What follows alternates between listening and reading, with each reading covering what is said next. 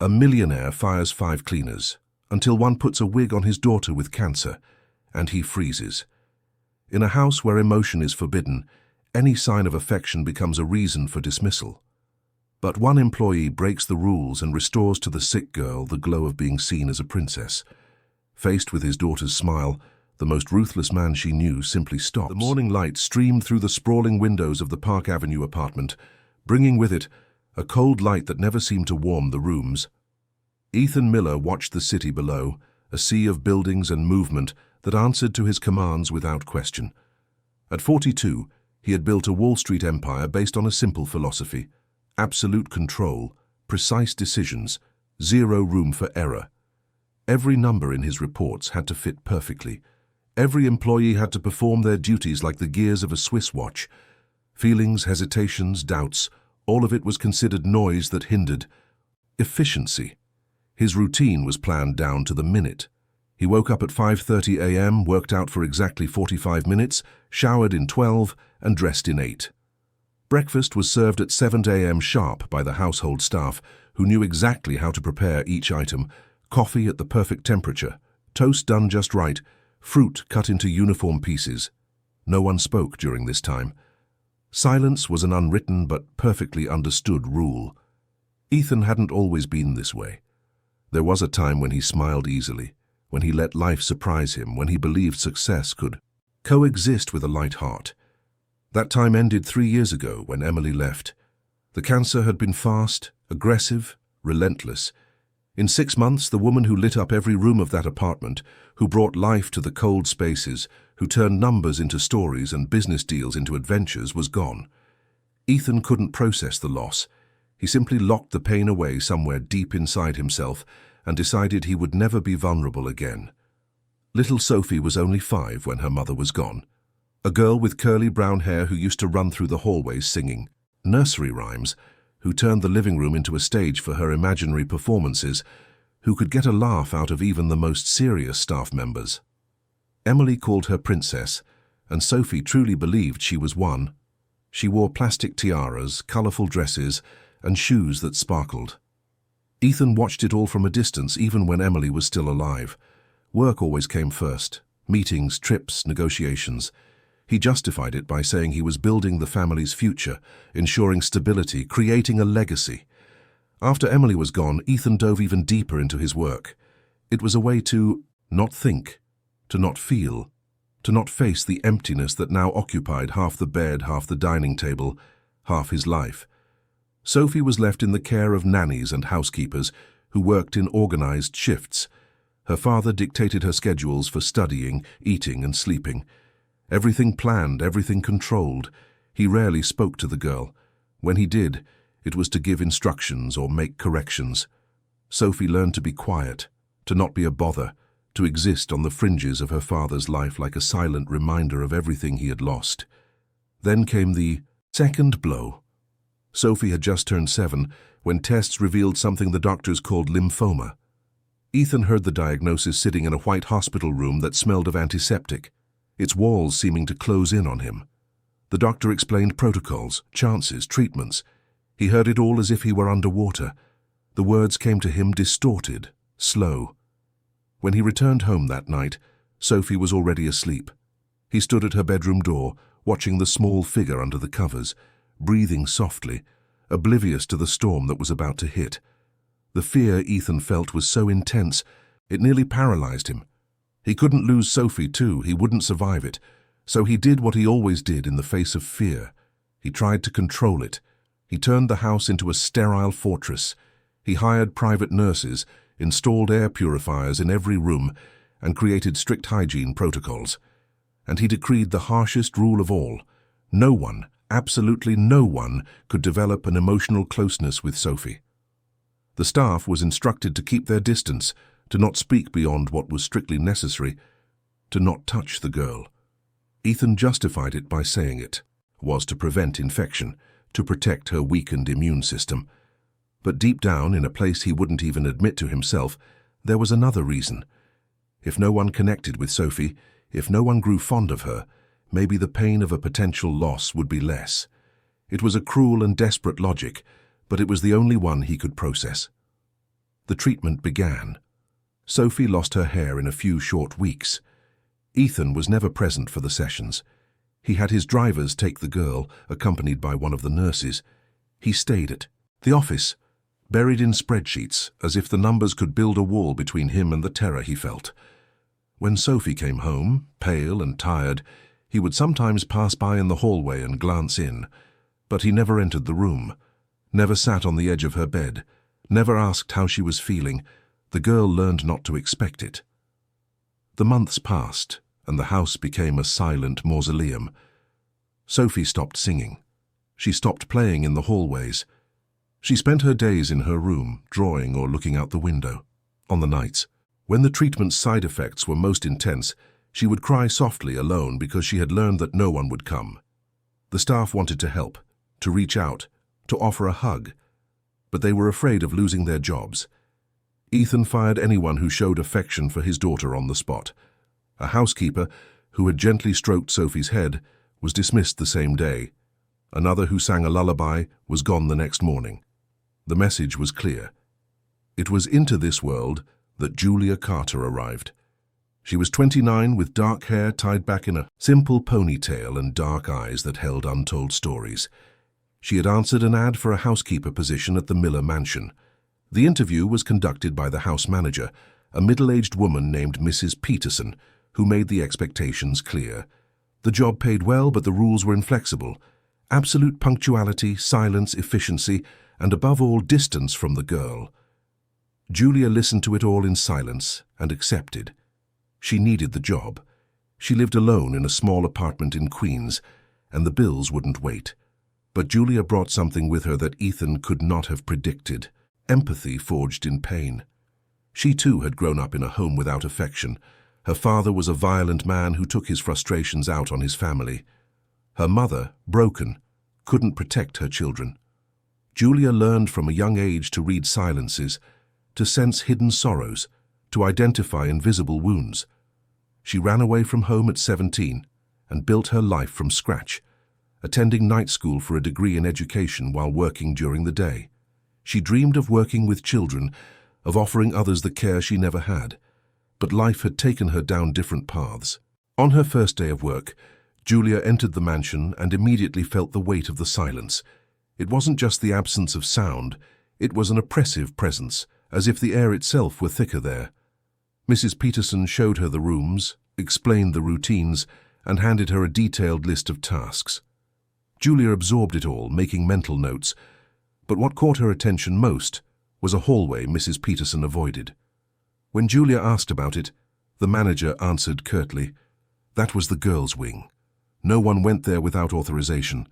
No one spoke about her." The child's meals were left on a tray outside her room. The nurse handled everything else. Julia worked in silence for the first few days, cleaning, organizing, obeying. But she couldn't stop thinking about that forbidden hallway. One afternoon, while vacuuming the living room, she saw Sophie for the first time. The girl appeared at the kitchen doorway, small and frail, wearing light blue pajamas and a pink beanie on her head. Her eyes were large, expressive, but devoid of any sparkle. She clutched a sketchbook to her chest. She stood there for a few seconds, watching Julia. Then she disappeared, without a word. That brief encounter stirred something in Julia. The image of the girl stuck in her mind. That night, on her way home on the crowded subway, she thought about her own childhood. She remembered feeling invisible, believing that no one cared whether she existed or not. She recognized in Sophie that same loneliness, that same helplessness. And something inside her awakened. It wasn't pity. It was recognition. It was the certainty that she knew that pain because she had lived it. Ethan remained absent. He arrived late, left early. When he was home, he locked himself in his study. Julia saw him in passing, always in an impeccable suit, always with a closed-off expression, always emanating a coldness that made people instinctively pull away. She tried to understand why a father would distance himself from his sick daughter. Mrs. Peterson, in a rare moment of conversation, let it slip that he had lost his wife just a few years ago. Julia began to piece it together.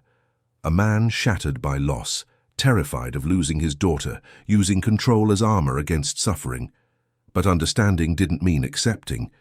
Julia saw Sophie every day now, always from a distance, always in silence. The girl seemed like a ghost wandering through her own home. She didn't play, didn't smile, didn't speak.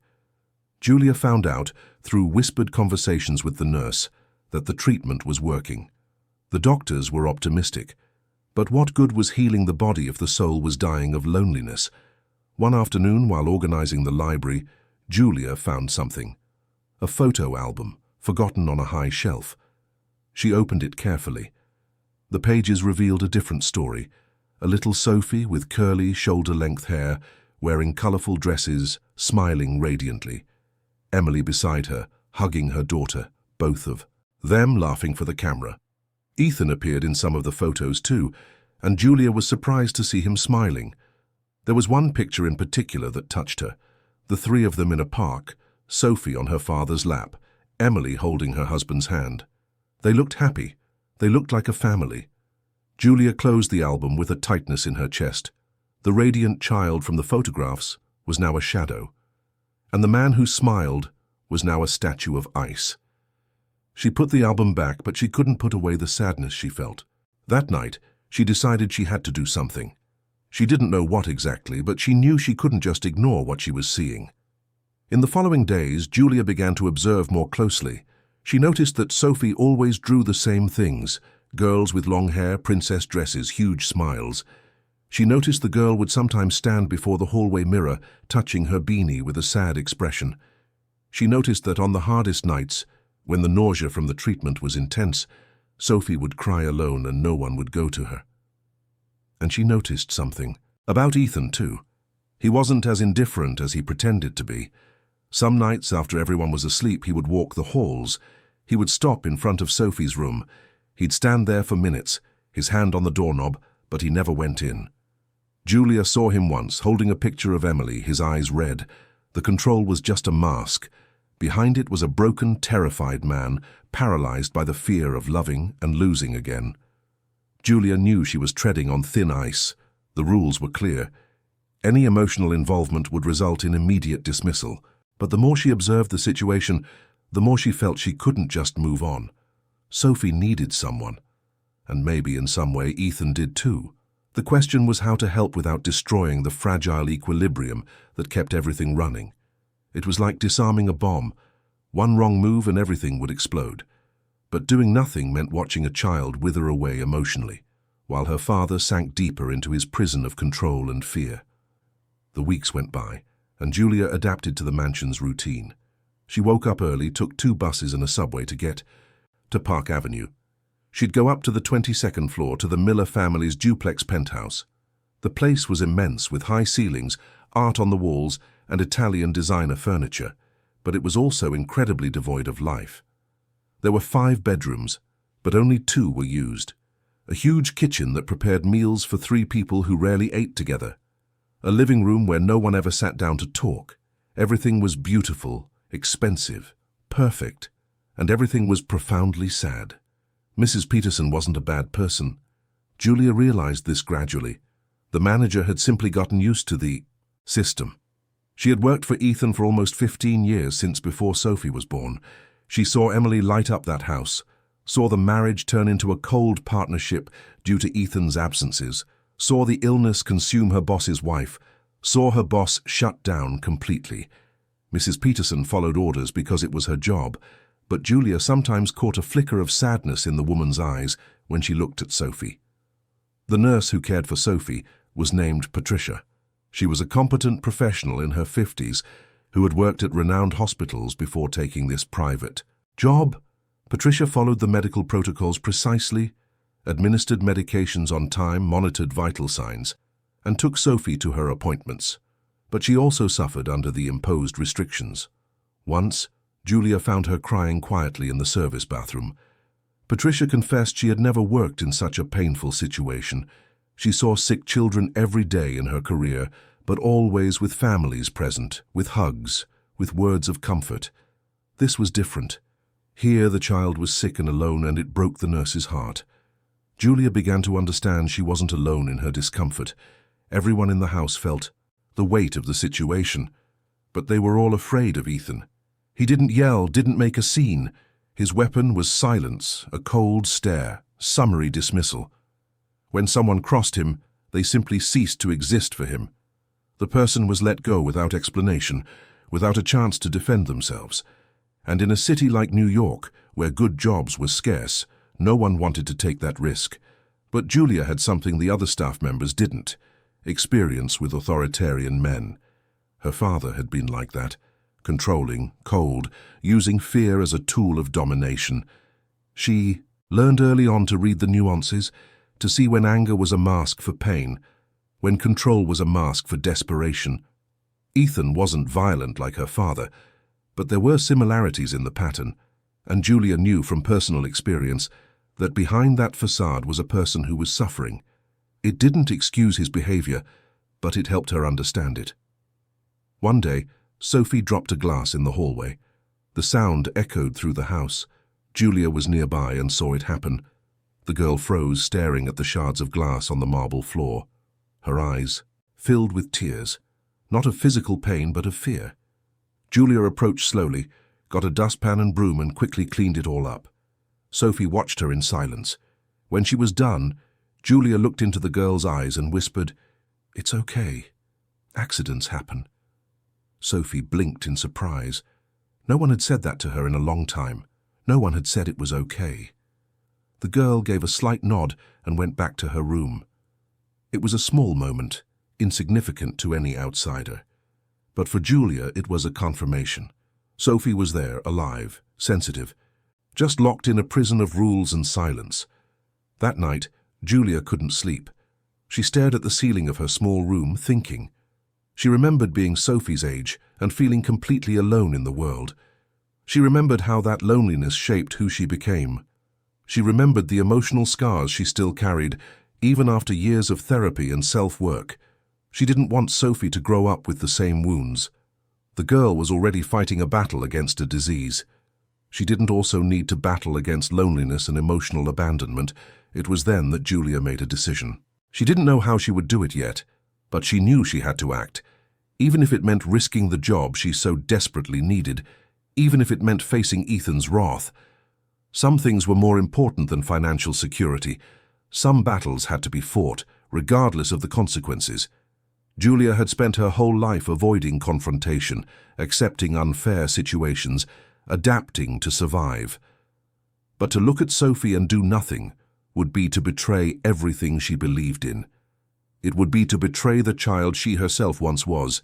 She spent sleepless nights thinking, planning, trying, to find a way to reach those two wounded hearts without causing more damage. The answer hadn't come yet, but she knew it would. It had to. And when it did, Julia would be ready to act, whatever the cost. The days began to fall into a routine of their own for Julia. She learned the silent rhythms of the house, the times when each person moved through the hallways, the moments of emptiness between one task and another.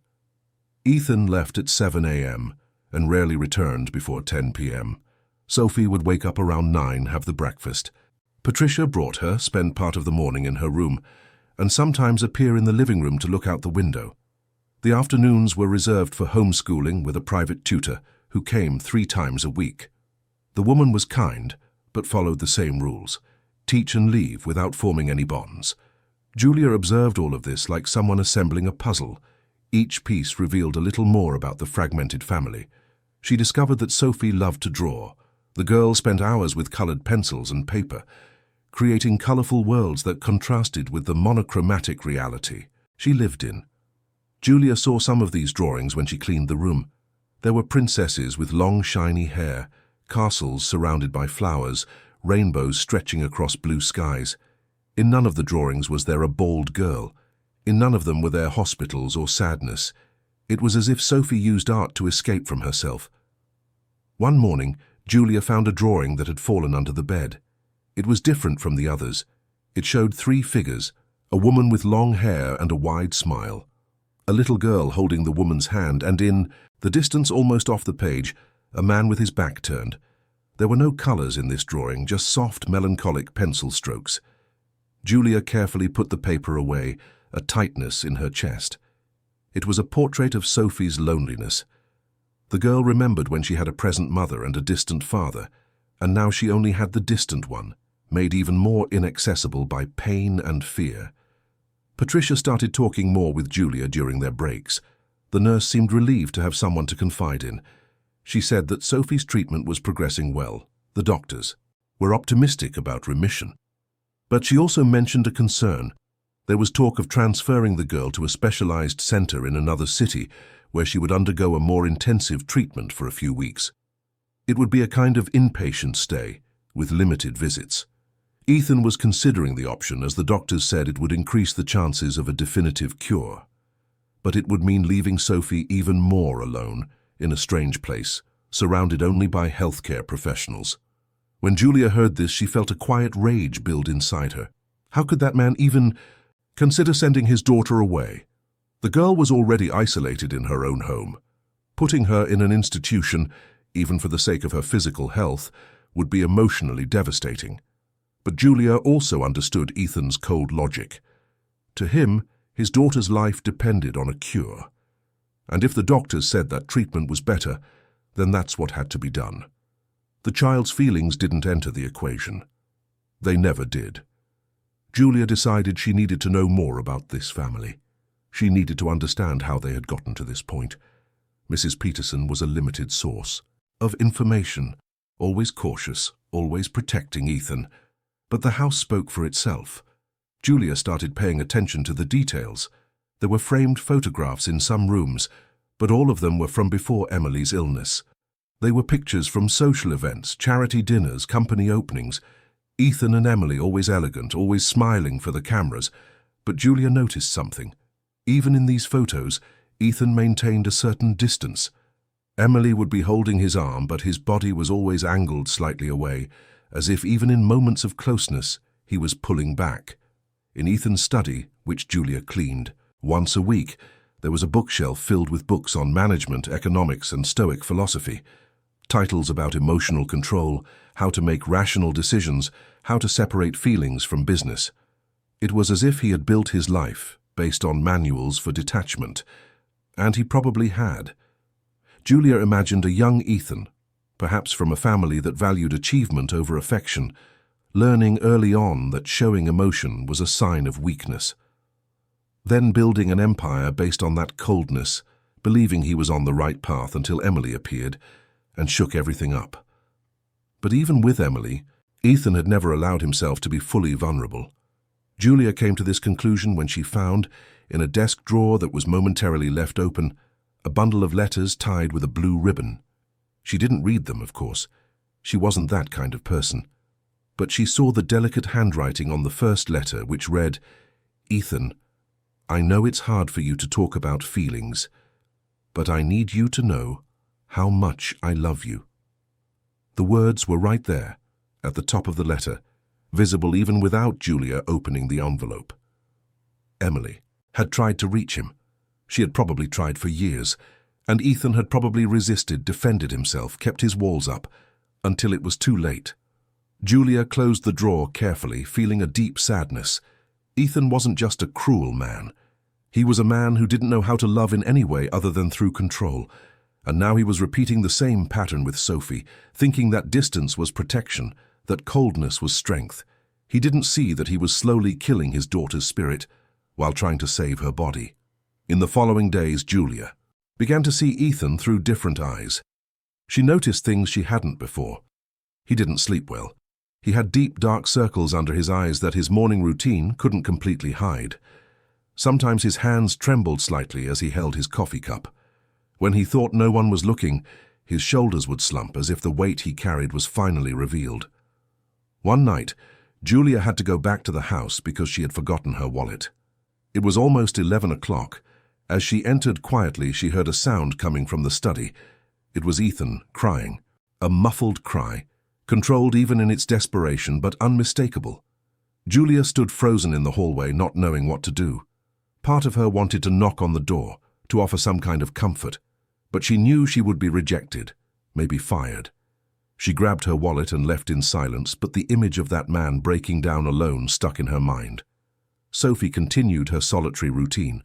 Julia tried, within the imposed limits, to create small moments of humanity. When the girl dropped a toy, Julia would pick it up and put it back in its place with a smile. When Sophie looked out the window, Julia would sometimes comment on the sky, the birds, on how beautiful New York could be from up high. They were minimal interactions, but Sophie began to notice. The girl started to seek out Julia with her eyes, as if wanting to confirm that there was still someone there who saw her as a person, not just a patient or an obligation. One day, something happened that changed everything. Julia was cleaning the living room when she heard voices coming from the study. Ethan was on a video conference with the doctors. The door wasn't completely closed, and unintentionally Julia caught parts of the conversation. The doctors were talking about the transfer, about the specialized center in Boston, about how important it would be for the final stage of treatment. Ethan listened in silence. When one of the doctors asked about Sophie's emotional state, if she was prepared for the separation, Ethan replied in a firm voice, "Her physical health comes first. The rest can be dealt with later." Julia felt something break inside her. It was no longer possible to just watch this passively. Sophie was already fragile, already emotionally wounded. Sending her away alone would be a final blow. The girl might survive the cancer, but she wouldn't emotionally survive total abandonment. Julia knew this because she knew abandonment. She knew how it ate you up from the inside, how it created wounds that never fully healed. That night, lying in her bed, Julia made a definitive decision.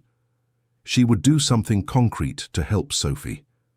She didn't know what yet, but she knew it had to be significant enough to penetrate the armor the girl had built around herself. She thought of several possibilities. Talking to Ethan directly was out of the question. She'd be fired before she finished her first sentence. Trying to change the rules gradually wouldn't work either, because any transgression was severely punished. She spent hours thinking, turning ideas over in her mind. She could bring Sophie a book, but the girl had access to books. She could offer to talk, but she was forbidden to get close.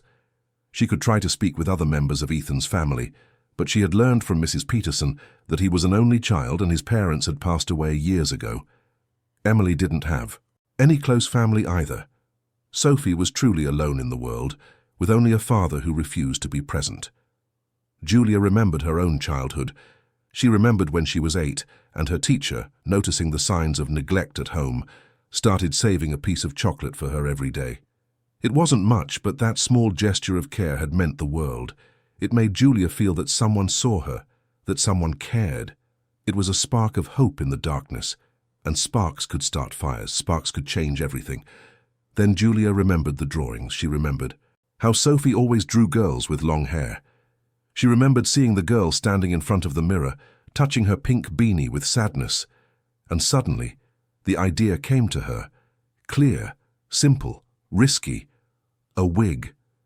If Sophie could see herself with hair again, even if it was artificial, maybe she would reclaim a piece of her lost identity. Maybe she would remember who she was before the illness, the loneliness, the abandonment. Maybe that small gesture would be enough to light a spark of hope. But a wig cost money. Julia didn't have much. She lived paycheck to paycheck, paying rent on a tiny apartment in Astoria, water and electric bills that were sometimes late, a credit card she used only for emergencies. She had a small savings account, built up with sacrifice month after month, that she dreamed of one day using for a master's degree. But this was too important to ignore. She decided she would use her savings. Grad school could wait. Sophie couldn't. The next day, during her lunch break, she went to a shop specializing in wigs for cancer patients near Memorial Sloan Kettering. The place was discreet, welcoming, with mannequins displaying different hairstyles. The saleswoman was kind when Julia explained she was looking for a wig for a 7-year-old girl. She showed her models, explained about synthetic and natural materials, about care and maintenance. Julia chose a child-sized wig with brown, curly hair, made from high-quality fibers that looked real, similar to what Sophie had in the old photos. When the saleswoman told her the price, Julia's stomach tightened. It was almost half of her total savings. But she looked at the wig in its beautiful box. imagined the smile it could bring to Sophie's face and didn't hesitate. She swiped her card, signed the receipt, and left the store with the box under her arm and a mix of fear and determination in her chest. The problem now was how to deliver it. The rules were clear. No direct contact with Sophie. Julia would have to wait for an opportunity. And she had to be discreet, because if Ethan found out ahead of time, all would be lost.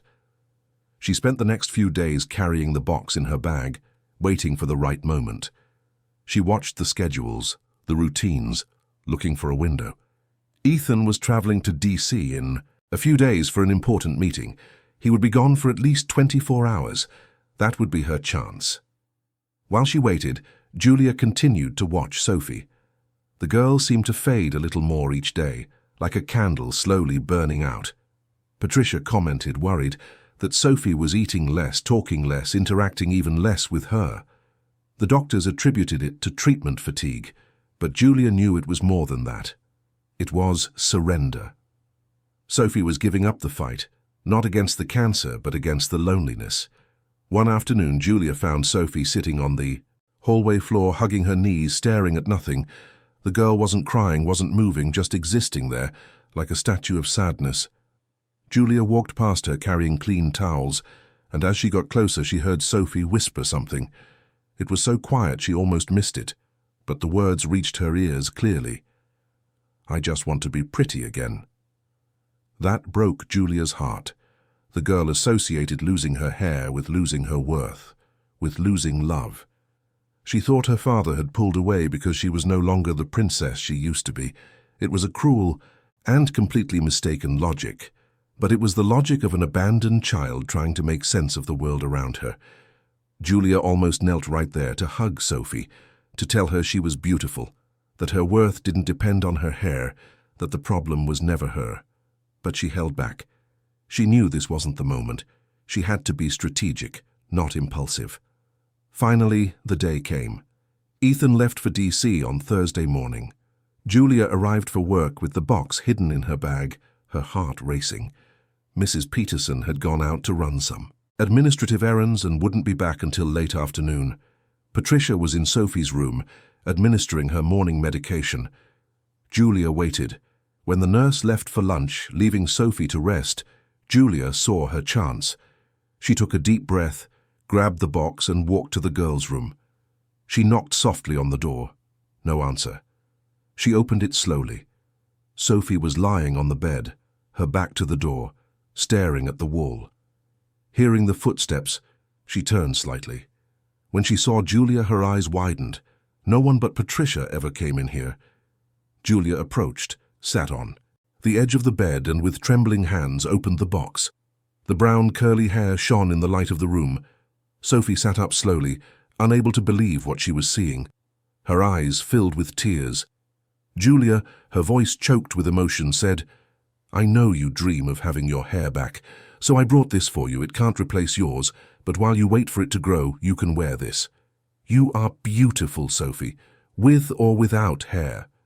But if this makes you happy, then I want you to have it." Sophie reached out a careful hand as if touching something sacred. She took the wig, felt its texture, ran her fingers through the strands. Tears streamed down her face uncontrollably. Julia helped her put it on. When the wig was adjusted, she led Sophie to the large mirror in the room. The reaction was immediate and devastating. Sophie saw herself and, for the first time in months, she smiled. A genuine, wide, radiant smile. She twirled in front of the mirror, touched her hair, laughed. She jumped, she danced, she hugged her own reflection. It was as if a part of her that had died had been resurrected. Julia cried too, watching the transformation, knowing she had done the right thing regardless of the consequences. But the consequences came sooner than she expected. Ethan had returned early from his trip. A cancelled meeting, an earlier flight, an unexpected arrival. He walked into the apartment and heard laughter coming from Sophie's room. Laughter. His daughter hadn't laughed in months. He walked quickly down the hall and opened the door. The scene he found froze him. Sophie in a wig twirling in front of the mirror, Julia beside her, smiling through her tears. Ethan's eyes darkened, his jaw clenched. Sophie, upon seeing her father, stopped immediately. The smile died on her lips. The wig slipped a little, and she held it with her hands, as if protecting a treasure. Ethan walked toward them, each step echoing through the room like a death sentence. The silence that fell over the room was thick, heavy with a tension that seemed to suck the air out. Ethan stared at the scene before him, as if he couldn't process what he was seeing. His daughter, in a wig, smiling. An employee who had disobeyed the most fundamental rule of the house. For a few seconds he just stood there, his expression shifting between shock and contained fury. Sophie was the first to move. Her hands tightened on the wig, as if she feared her father would rip it off her head. The girl's eyes, which moments before had been shining with joy, now filled with fear. She knew that look on her father's face, the look that came before consequences, firings, sudden changes. She had seen staff members sent away for far less. And now Julia, the only person who had shown her a genuine gesture of kindness in months, was about to be punished. Julia, for her part, slowly rose from the edge of the bed. She didn't look away from Ethan. There was fear, yes. Fear of losing her job, of not being able to pay next month's rent, of returning to the financial instability she had fought so hard to escape. But there was also something stronger than fear, the certainty that she had done the right thing. She had seen Sophie's smile. She had seen the girl find herself again, even if just for a moment, and that was worth any consequence. Ethan finally spoke. His voice was low, controlled, but it vibrated with restrained anger. "Get out of this room now." It wasn't a request, it was an order. Sophie let out a small whimper of protest, but Julia made a gentle gesture with her hand, reassuring the girl. She walked toward the door, passing Ethan without looking at him. She knew that trying to explain herself at that moment would be useless. The man was in total control mode, and nothing she could say would penetrate that armor. In the hallway, Julia waited. She heard Ethan's voice from inside the room, firm and cold. "Take that off." Sophie replied in a trembling, almost inaudible voice. Julia couldn't make out the words, but she heard the pleading tone. Then, silence. A long, painful silence. Finally, the door opened. Ethan came out holding the wig in his hand, as if it were contaminated. He walked past Julia without a glance, went to his study, and slammed the door. Julia stood in the hallway for a few minutes, trying to decide what to do. Part of her wanted to leave, to grab her things and get out before the humiliation of being fired. But another part, the part that had brought her this far, refused to back down. She had something to say to Ethan, something that needed to be said, regardless of the consequences. She took a deep breath and walked to the study. She knocked on the door. No answer. She knocked again. Ethan's voice came from inside, icy. "Come in." Julia opened the door and entered. The study was a masculine space with dark wood furniture, shelves full of books, and a large desk covered in papers and electronics. Ethan was sitting behind the desk, the wig tossed on the sofa, beside him. His eyes were fixed on Julia with an intensity that would have made anyone else retreat, but Julia had already decided she wouldn't back down. Before he could speak, she began. "I know I broke the rules. I know I'm going to be fired. But before I go, I need to say something. Your daughter is dying on the inside. Not because of the cancer, because of the loneliness." Ethan tried to interrupt her, but Julia continued, her voice gaining strength. "She believes you've stopped loving her. She believes she's ugly, that she has no value, that she's been abandoned. That wig wasn't a whim. It was an attempt to give her back a piece of dignity, of identity, of hope." Ethan stood up abruptly, his hands planted on the desk. "You have no right to judge my decisions. You know nothing about me or my family." Julia didn't flinch. "I know enough. I know you're using control to deal with your fear. I know you think distance is protection, but you're wrong. You're destroying your daughter while trying to save her." Ethan's eyes flashed with something close to hatred. "Get out of my house now." Julia nodded. "I'm leaving. But first I'll leave you with one last thing. That little girl loves you and she's waiting for you to love her back. Not with rules or control, with presence, with hugs, with words. And if you don't do it soon, you're going to lose her in a way that's much worse than death. You're going to lose the chance to have been a father." Ethan was silent, his jaw clenched, his breathing heavy. Julia turned to leave. That's when she heard Sophie's voice in the hallway, crying softly. The girl must have left her room and was now near the study door. Julia stopped. Sophie spoke between sobs. "Daddy, why does Julia have to leave?" Ethan didn't answer. The girl continued, her voice growing more choked up. "Was it because she gave me the wig?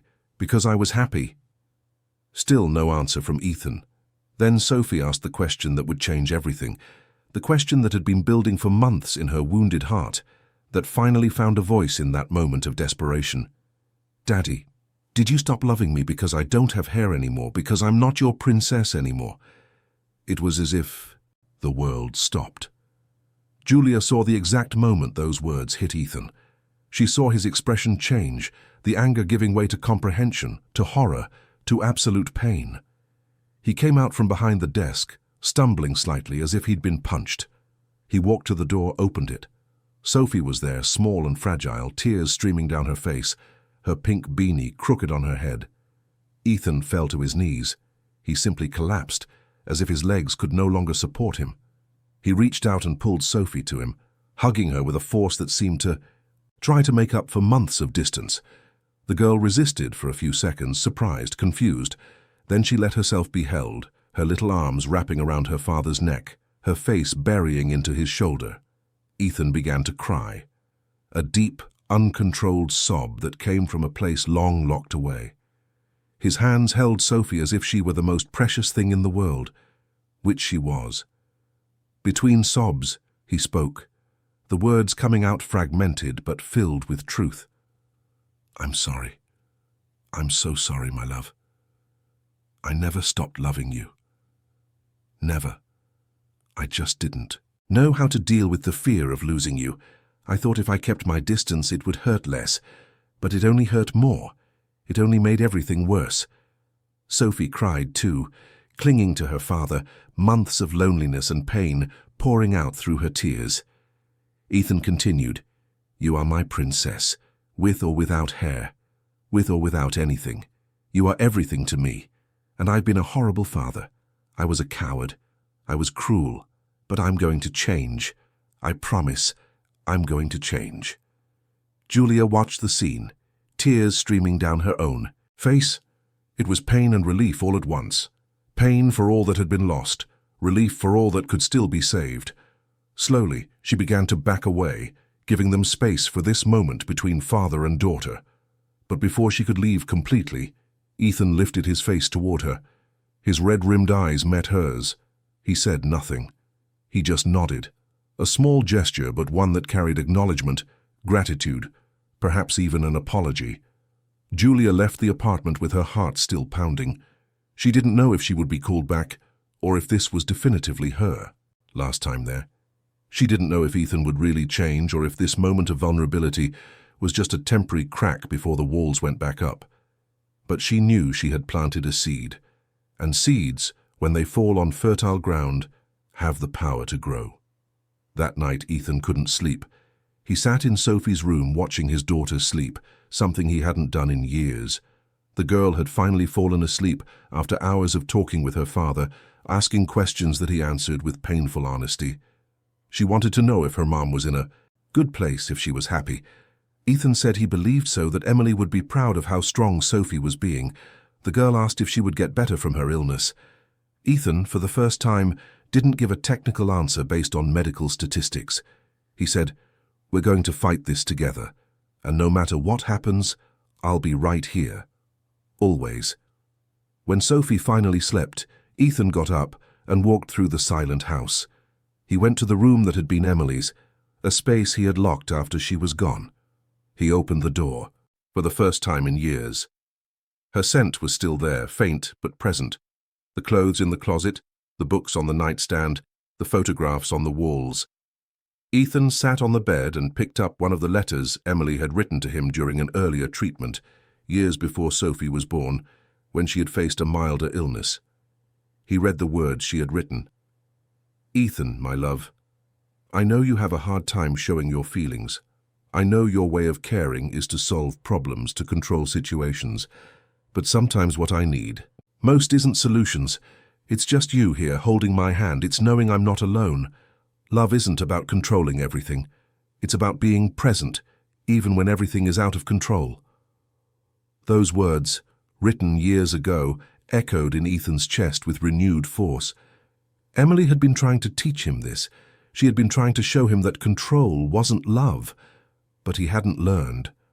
And now, by repeating the same mistakes with Sophie, he had almost lost his daughter in the same way he had lost his wife.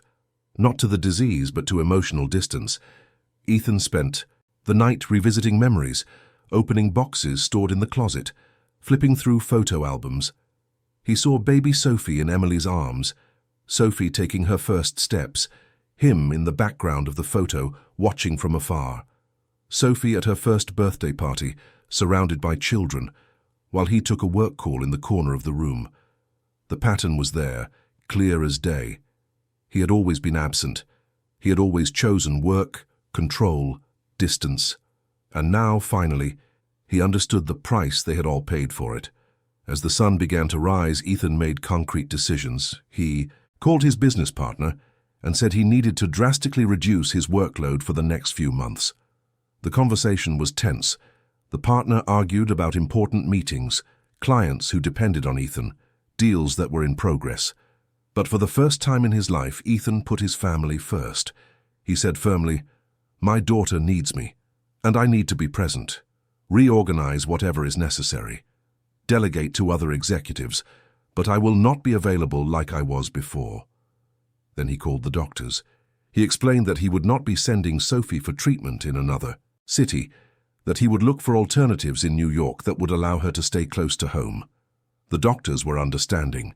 They said there were indeed other options, perhaps with slightly different protocols, but they could work. The important thing was to keep Sophie in treatment, and being surrounded by family affection would certainly help the healing process. Studies showed that children with emotional support responded better to cancer treatments. Ethan also called a therapist a friend had recommended years ago when Emily passed. At the time, Ethan had arrogantly dismissed the idea, saying he didn't need outside help to process his emotions. Now he understood how wrong he had been. He scheduled a session for the following week. He knew he wouldn't change overnight, that it would be a long and difficult process to dismantle years of destructive patterns, emotional defenses, and beliefs about strength and vulnerability. But he was willing to try, for Sophie, and for himself. He also picked up the phone and called Mrs. Peterson. The manager answered, surprised, as Ethan rarely called staff outside of work hours. He said, "I need you to gather the entire team tomorrow morning. I have some important changes to announce." Mrs. Peterson, curious and worried, asked if everything was okay.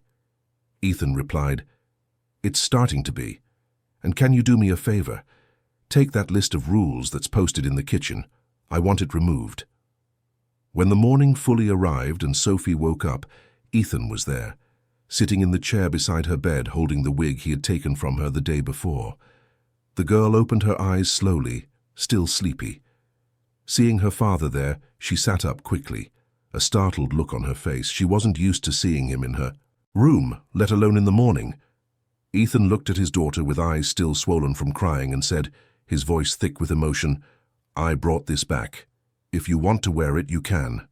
And if you don't, that's okay too, because you're beautiful either way. And I should have told you that every single day." Sophie took the wig carefully. She looked at it, felt the texture of the strands between her fingers, then looked at her father. And she did something Ethan didn't expect. She placed the wig aside on the bed and held out her arms to him. She wanted a hug, not the wig.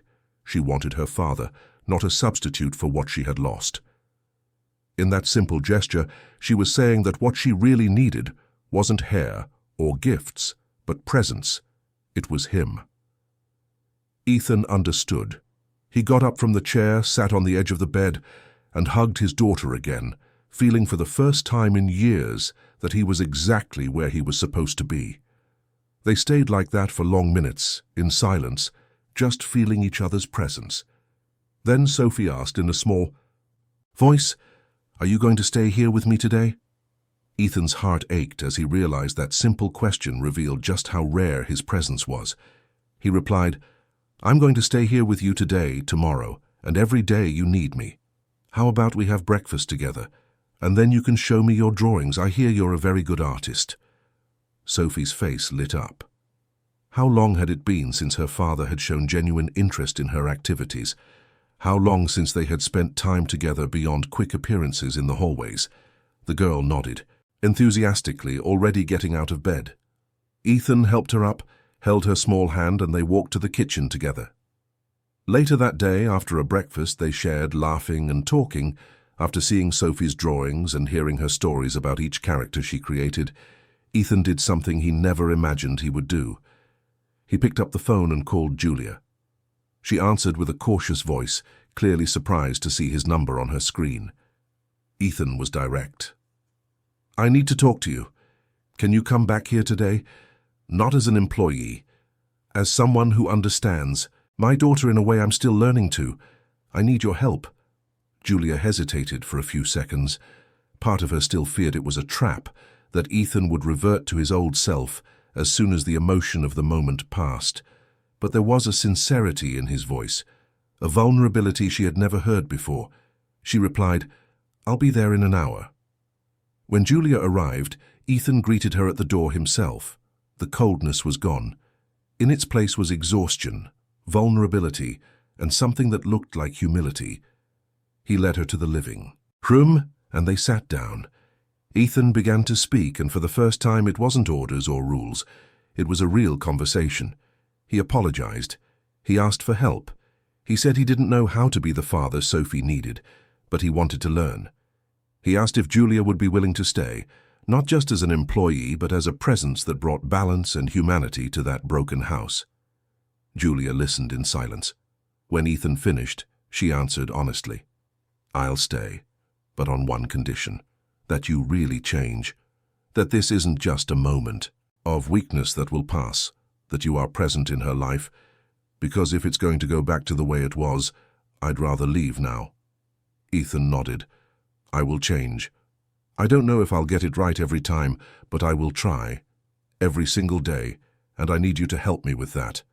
And so a new chapter began in that house. When Julia arrived at the apartment, she found a completely different atmosphere. The heavy curtains that had always kept the rooms in a controlled dimness were open, letting the day's natural light flood the living room. Soft music was playing quietly, something she had never heard there before, and most strikingly, there was laughter coming from Sophie's room. Mrs. Peterson greeted her with a discreet smile and led her to the living room where Ethan was waiting. He stood up when she entered, a gesture of respect that surprised Julia. The man before her was physically the same, but something fundamental had shifted. His shoulders were no longer tense, his jaw wasn't clenched, and his eyes no longer held that icy glint of absolute control. There was exhaustion, yes, but there was also life. Ethan invited her to sit, and they faced each other. He began to speak, and for the first time, it wasn't orders or rules. It was a real conversation. He formally apologized for his previous behavior, for his rigidity, for the way he had treated her. He said that in the last 24 hours, he had reflected deeply on everything Julia had said, and more importantly, on Sophie's question. That devastating question that had shattered all his defenses. Ethan told Julia about his own story. He had grown up in a family where affection was scarce.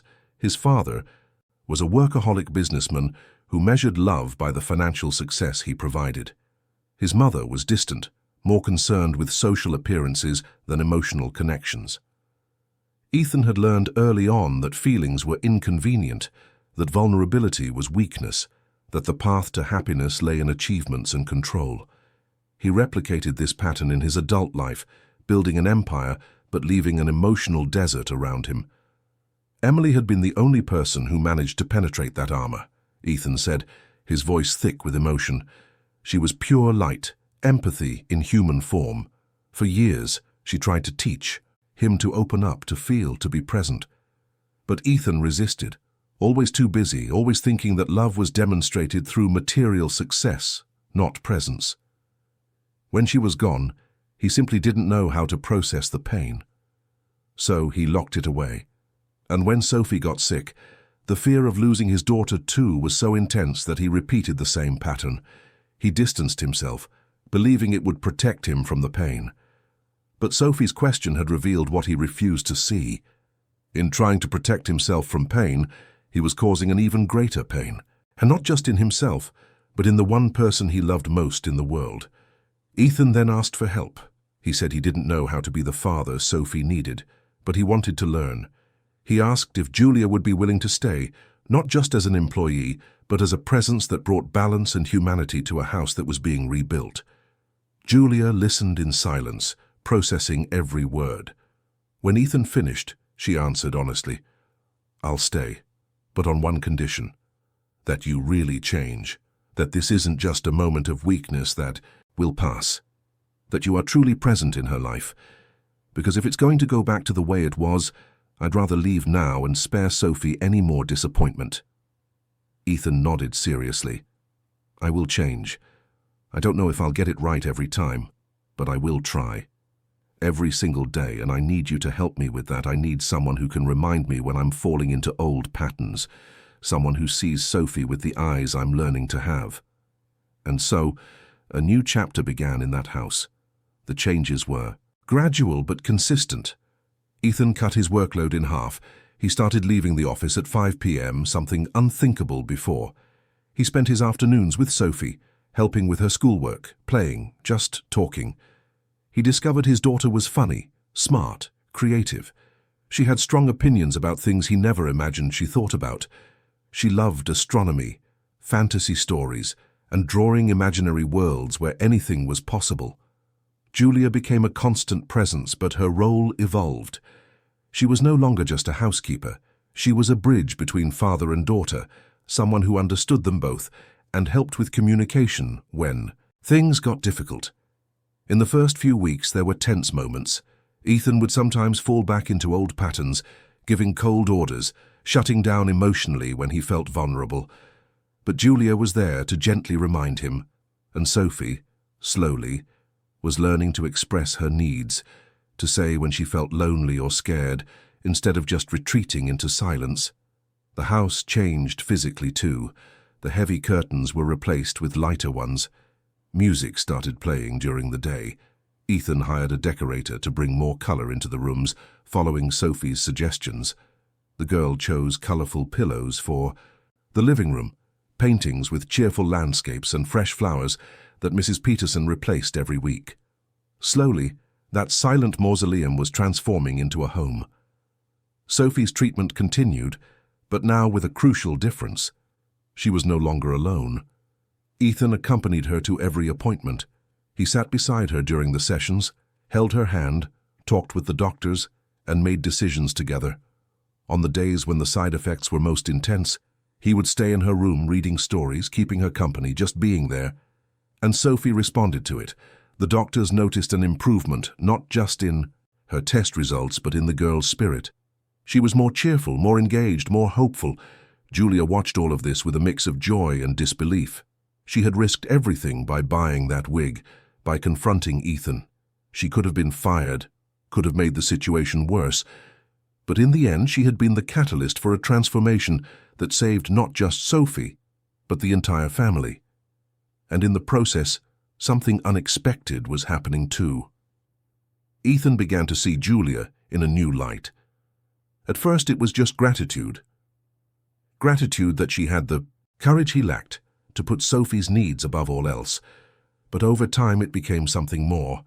He admired her strength, her empathy, her ability to see beyond appearances. He admired how she handled Sophie with patience and kindness, but also with firmness when necessary. He admired her story, how she had built a dignified life from a difficult past. And slowly, very slowly, he began to feel something he hadn't felt since Emily, the possibility of connecting deeply with someone. Julia also felt something changing. At first she saw Ethan only as a broken man who needed help, but as she watched him genuinely strive to change, As she saw him fight against years of conditioning to become the father Sophie deserved, she began to see not just the cold, controlling man, but the flawed, scared human being trying to do his best. There was beauty in that effort. There was courage in admitting mistakes, in asking for help, in allowing himself to be vulnerable. Neither of them spoke about these feelings for months. The priority was Sophie. But their gazes started to linger a little longer. Their conversations extended beyond what was necessary. Small gestures of care emerged. Naturally, Ethan bringing Julia coffee when she stayed late, helping Sophie with a school project. Julia leaving encouraging notes for Ethan on days he had difficult meetings. They were subtle things, but they were filled with meaning. It was Sophie who noticed first. Children have a keen perception for these things. One evening during the dinner the three of them now had together, the girl looked from Ethan to Julia and asked innocently, "Do you guys like each other?" Ethan nearly choked on his food. Julia turned red, but Sophie continued with the simple logic of a child, "Because I think you'd be good together. And it would be cool if Julia stayed here forever, not just working, but like as family." That question opened a conversation that needed to happen. That night, after Sophie was asleep, Ethan and Julia talked honestly about what they were feeling. Ethan confessed that he was falling for her, but was afraid it was inappropriate given their employer-employee relationship. Julia confessed she felt the same, but was also scared. Scared it wasn't real, that it was just gratitude or circumstance. They decided to take it slow, very slow. There was no rush. The focus remained on Sophie. But they allowed that feeling to grow naturally, without forcing it, without pressure. Ethan started individual therapy, which helped him process not only the loss of Emily, but also his previous inability to love fully. He learned that loving again wasn't a betrayal of his wife's memory, but an honoring of what she had always wanted for him, to be happy. The months passed. Sophie's treatment progressed better than the doctors had expected. Her tests showed consistent remission. Her hair began to grow back, first as a soft fuzz, then as curls that resembled her old ones. The wig Julia had bought was kept in a special box in Sophie's room, not because it was no longer needed, but because it represented a crucial moment. It was the symbol of when everything changed. Ethan and Julia continued to grow closer, but always respecting Sophie's timing, always ensuring she felt secure and loved above all else. And the girl blossomed. She started drawing again, but now her drawings included 3 figures: a man, a woman, and a girl, all holding hands, all smiling. She started singing in the hallways again. She went back to being the princess she always was, but now with an inner strength forged by overcoming adversity. A year after that afternoon when Julia delivered the wig, the family celebrated 2 things: Sophie's complete remission and her 8th birthday. The party was intimate, just a few close friends, Mrs. Peterson, Patricia, and others who had been part of their journey. Sophie was radiant, wearing a blue dress she had picked out, her grown-out hair held back with a princess tiara. During the party, she asked to make a speech. Ethan and Julia looked on in surprise as the girl climbed onto a chair to be taller. Sophie spoke in a clear voice. "I want to thank 2 very special people. My dad, who learned how to be the best daddy in the world, and Julia, who taught me that sometimes the most important people in our lives show up in unexpected ways. You saved me, not just from the sickness, but from being lonely. And I love you, both of you." There wasn't a dry eye in the room.